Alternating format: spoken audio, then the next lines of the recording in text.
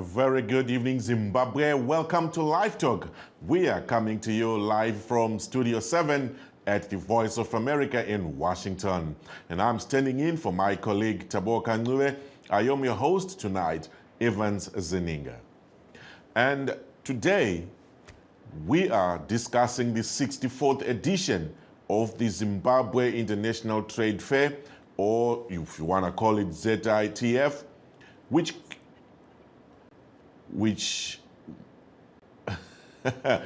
all right, we're gonna get along with the program in a little bit. Let's get a message right before we jump in it.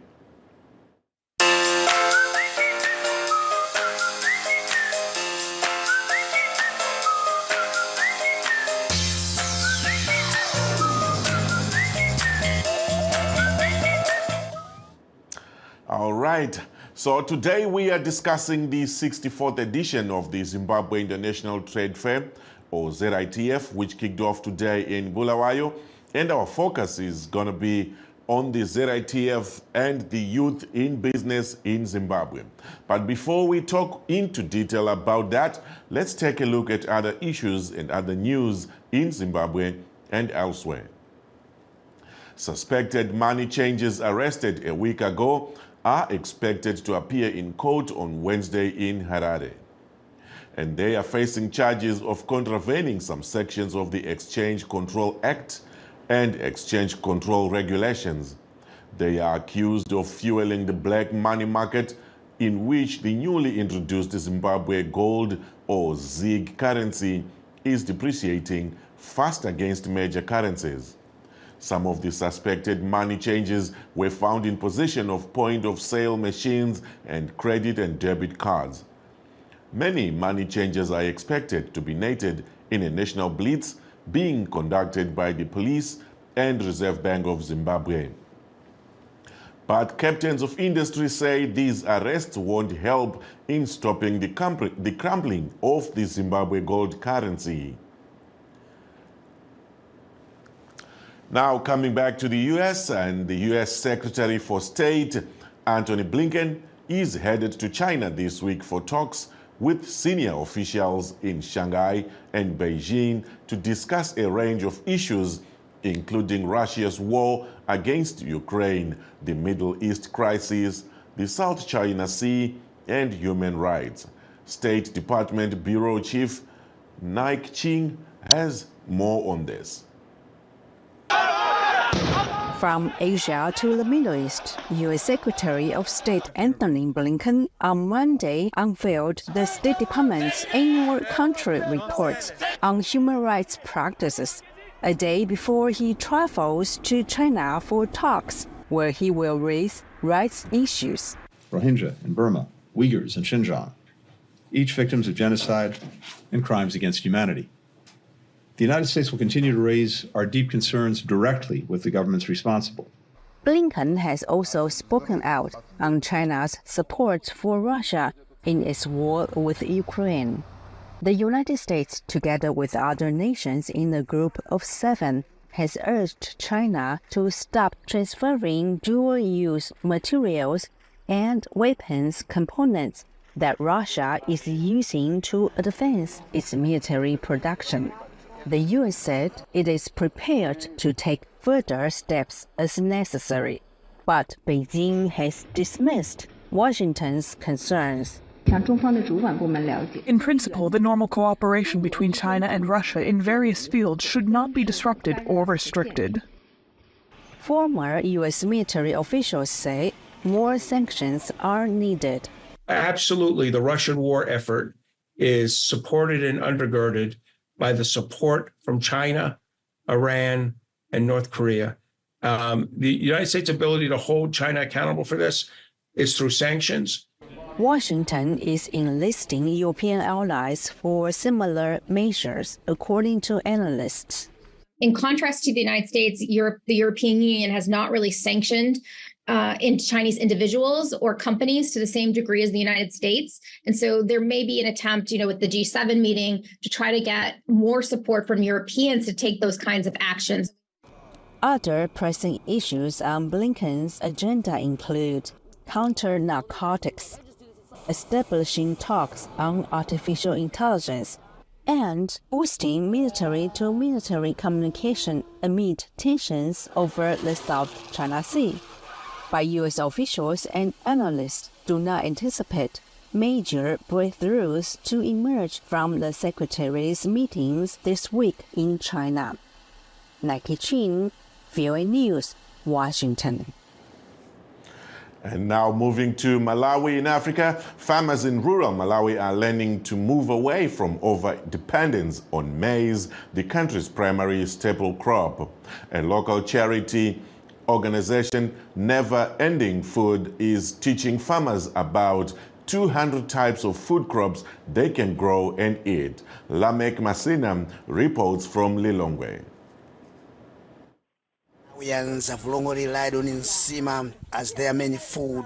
The hard porridge made from maize flour is eaten with meat, fish and vegetables. This food is also eaten in other African countries in the region. But in Malawi, the saying goes, if you haven't eaten nsima, then you haven't eaten, no matter what other crops farmers grow. The local charity Never Ending Food in Malawi's capital, Lilongwe, is working to change that. Manager Hadiwell Kanie says through permaculture, farmers learn about over 200 types of crops they can grow and eat, including cassava, potatoes, millet, sorghum, and yams. The reason being not just for them to have a variety of foods on their table, but also to give them better nutrition. And when the farmers plant together different types of foods, it is also good for the soil. The soil remains nutritious. Up to 40% of the population in Malawi is currently facing food shortages, largely because of El Nino-induced dry spell, which has damaged more than 2/5 of national crop areas, largely maize. The situation forced President Lazarus Chakwera to declare a state of disaster and appeal for international help. But Ethel Katumba, a single mother of 6 children, says Never Ending Food crop diversification training has helped transform her home into a house of plenty. While her maize is suffering in the dry spell, her cowpeas and other crops are doing well. In the past, I faced a lot of problems in situations like this. I used to beg for food from my employers or other people to survive. But now that I've learned to grow various types of crops, I don't face food shortages anymore. The charity trains farmers and government agriculture extension workers, field officers from agriculture non-profits, and university students.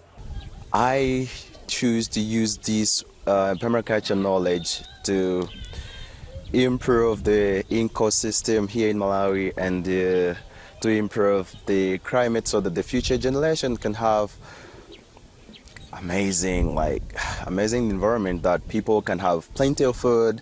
Advocates say permaculture can potentially address the food shortages Malawi has long faced. Daniel Jinkunta is a government extension worker who received Never Ending Foods training. Especially when we look into the rise in prices of fertilizers and then the rise in prices of hybrid maize.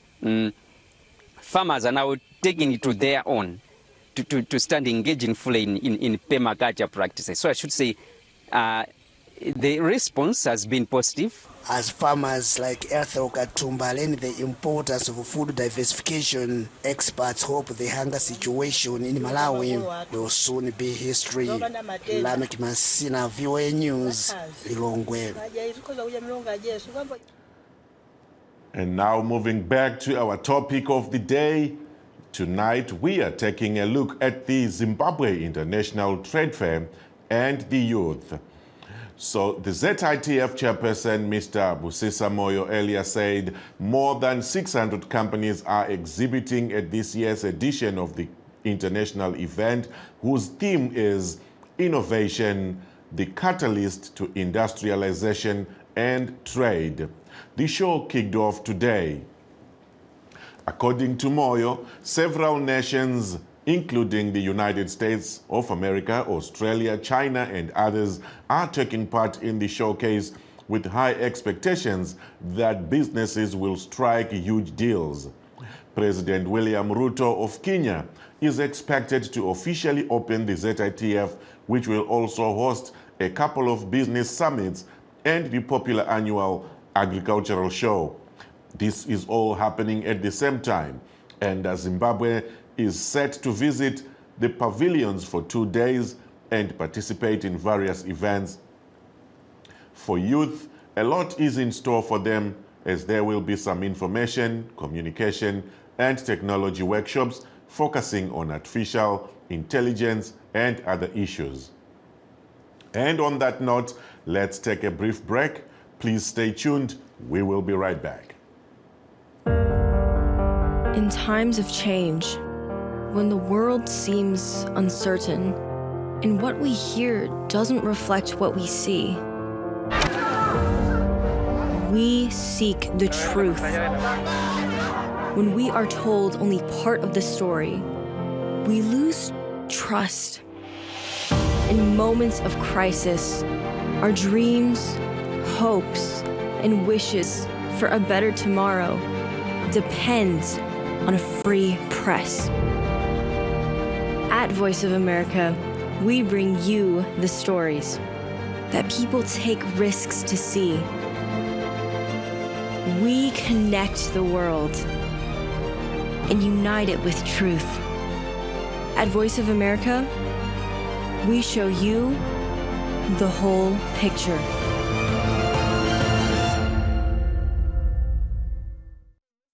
And for those that have just joined us, please note that we are streaming live on our Facebook pages, VOA Shona, VOA Studio 7, and VOA Ndebele. We are also live on YouTube, VOA Zimbabwe. Back to our topic, we are looking at the ZITF with the young people in business and finance sector. And now to discuss this, we are joined on the phone. I understand we're still hoping to get our financial analyst for the day and Chief Executive Officer of Finex Zimbabwe, Happiness Zengeni. We are still trying to get through to her. She is based in Harare. But we have a businessman, Fraser Mpofu, of the Simon and Ida Energy Investments in Matebeleland, as well as the founder and Chief Executive Officer of FeedPair Scientific, Freedom Mukanga. Gentlemen, welcome to the program. Thank you, Gil. All right, so thank you very much. I was hoping to, I know you gentlemen are in business as young entrepreneurs in Zimbabwe. I was hoping to get a financial analyst on board. Unfortunately, we are still trying to get hold of her, but nonetheless, the show goes on. So let me start. Let me start with you, Mr. Mpofu. What is your line of business? Tell us a little bit about this. And were you attending the ZITF 2024? Good evening, sir, and good evening to your viewers. My name is Freedom Fraser Mpofu. I'm into chicken production. I'm into farming. I'm a farmer by profession. I'm also a development practitioner, focusing on skills development, higher education. That's my line of business in a nutshell. Very, very, very interesting. Did you by any chance pass by or went to the ZITF? Unfortunately, my flight was leaving at 12 midday. I could not manage to visit the ZITF. All right, we will still come back and talk more about your business and your engagement as a young entrepreneur in Zimbabwe. Mr. Mukanga, if you can hear me, what is your line of business and where are you based? Thank you very much. I'm based in Harare, Zimbabwe. I'm the founder and chief executive of FeedPair Scientific. We are into meteorological and hydrological instruments. These are your water and weather instruments. So we deal with the hardware and software of these industries. Very interesting business model right there. Did you by any chance manage to go to Bulawayo, or do you have plans to go to the trade fair this year? Unfortunately, this year I'm not at the ZITF. I'm not attending for strategic reasons, which I think are the topic of discussion tonight. Okay, we will revisit that when we come back to you. Mpofu, you're doing farming in Matebeleland when it's very dry, when there is no water, when it's a drought year this year, when there is new money on the market. How are you managing as a young man, as a business person? Okay, yeah. We are trying to move away from the old way of doing things. You know, back in the days, you would rely on rains for us to be able to start farming. But with the new technology, we now have access to underground water. So the issue of water has been sorted through digging boreholes, as well as using solar to pump in water to our foul runs. So as dry as Matebeleland is, we are. I always say, for an entrepreneur to be successful, especially in a harsh economy like Zimbabwe, you need to have. You need to be an innovative. You need to be innovative. You need to be also. You need to have. You need to know how to adapt, especially in very harsh conditions. As an emerging farmer, we are used to, like, how can I put it? Okay, let me start by saying the issue of Mpofu. We lost Mpofu there. It's okay. We will look for you again. We will come back to you. You were raising very interesting points. And Mr. Mkanga, if you can hear me, let's come to you now. You are in a very modern business model and strategically placed in Harare. Do you fit in the competition with the bigger players as a young person in business? Oh, yes, thank you. So our business model is quite unique and it's a niche. I think in terms of ideas, we are at par with any industry you can think of because we work in partnerships with large manufacturers across the globe, which makes us very competitive.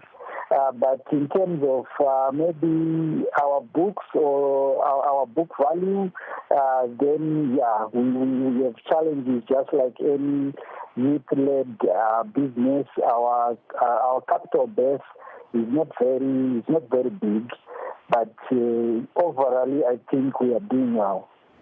Awesome. Now let's take another look at this business expo that people attend, the ZITF, the other. There are a lot of other business conferences running concurrently with the ZITF. Do you think the young people benefit from any of these business and tech expos that go on in Zimbabwe? Yeah, I think there's no yes or no to this question because if you look at the businesses like mine and what I encourage other youths or young people in business to do is to follow what we call the lean methodology in business. The lean methodology principle is mainly based on eliminating waste. By eliminating waste, I'm referring to time and money as well. You know, it takes time for one to travel to Bulawayo to attend the ZITF, and it takes money also to travel to Bulawayo to attend exhibitions like ZITF. I see these exhibitions as quite broad when you're looking at most startups. If you go there as a startup, you might not benefit much as a business because you are not targeting your direct customer. So if you look at the attendees of these events, we are looking at government, parastate or civil servants attending. Unless if one is saying these are your clients, then maybe you need to be there. We are also looking at school children. If you look at the number of school children who attend these events, it's quite huge. So unless if your business is targeted to such an audience, then maybe you can attend. But for my business, it's a niche, and I think for us to attend ZITF, they can say there are over 500,000 attendees there, but maybe our target group there is not up to that number. So we'd rather not attend. Most businesses run gloss as you see your flyers, you know, being thrown away because people come and collect, but they're not interested in the product. So that might be a way which I'm referring to. Okay, let's hold it right there. We will pick it up from there going forward. You were raising very intriguing points there as a young entrepreneur. Mpofu, so uyile manje? All right, Mpofu, I'm very interested in your concept because Ematebeleland Bati, things are not well because of these droughts and distances from the city and the roads and everything that's going on. How are you thriving as a business and remaining profitable in that area? Yeah, in chicken business, if you want to thrive in chicken business, you need to own the whole value chain. By owning the value chain, I mean you should start from production, processing of your own chicken, and distribution. Because we remember you have big players already who have monopolized the sector, and for small businesses like us, we have access to communities. We interact with our locals, and we know what they want. We understand what they want, what the kind of product they want. Unlike these big guys in farming, like your Ivins and other, they don't have connection with the consumers. Mpofu, it is Ubambelap. There's a caller. I'm sure he's following the show. They have something to say. Maybe they have a question for you. So, okay, Manambijana, let's take the caller and hear what they have to say, and then we'll go back to our guests. Caller, are you there? Did we just lose the caller? The phone has just betrayed us. Okay, Mpofu, let's come back to you. We lost the caller. The network is acting really bad today, but we will still survive. So, okay, right. So let's take it from where you left off. What is it that you are doing to own the whole supply chain, like you're saying you should do to keep surviving in the business? Because you need to have the machinery. So what I'm currently doing is I'm producing your indigenous chickens. So I have my own incubators. I have my own parent stock, which are the layers, the chickens that lay eggs, as well as the roosters, the male chickens. So we have our own parent stock. We collect our eggs, then we put them into an incubator. We grow our own chickens. We are in the process of purchasing your processing equipment, a mini abattoir, so that we supply our chickens fully dressed and branded. Mm-hmm. So in other words, you want to say you want to own the whole process from A to Z? Yes, because a lot of money is made on the agro-processing side. So every farmer needs the production side. There's not much to talk about it in terms of the remuneration, but most of the money is made on the agro-processing side. That's where value addition takes place. All right, so this is where we want to focus on. Let's give the challenge to Mr. Mukanga right there. Mr. Mukanga, what are you doing in your line as an emerging business to also make sure you stay afloat and you fight off all the competition from the side players? Yeah, so what we are doing as a business is mainly focusing on strategic partnerships in our industry. For example, we have partnered with global leaders or manufacturers who are into meteorology and hydrology. And locally, we are trying as much as possible to work with agencies or government institutes which are responsible for meteorology and hydrology, which is the Met Services Department and Zininga. We are trying to work along the lines of having a weather station in every 20-kilometer radius across the country. So we want to install weather stations in schools mainly, because we have over 10,000 schools in Zimbabwe. And if we can achieve that, then we can close the weather and climate data gap. And we hope also that financial institutions will come on board to try and finance such projects. So for us, it's mainly to do with strategic partnerships as compared to my colleague who's into poultry, is looking at vertical and horizontal integration. Mm-hmm. So yeah, that's what I can say. You both gentlemen raise very interesting pointers right there. Let me ask you, as we get closer to the end of the show, for your last words. I'll start with you, Mpofu. Kuleba fana lapo ematebeleland, who look up to you and say, when we grow up, I want to be like Ubudilo. Uwasiela wapi amazwi? Ngabatshela ukuthi good business, I always say, if you want to swim with the shark, you have to play like a shark. Mm-hmm. Whether you go big or you go home. So if you don't have any money, I don't believe in starting small.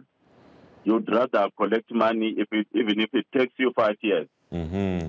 Be patient, collect all the money, and then once you are ready, you can then start.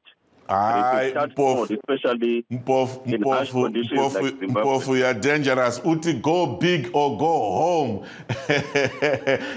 Iskati sihambile madoda, but thank you very much for being on our show tonight, and we will wish to bring you back again for some more discussions on these topical issues. Thank you so much, and this brings us to the end of our show tonight. I am signing off in Washington. This is Evans Zininga.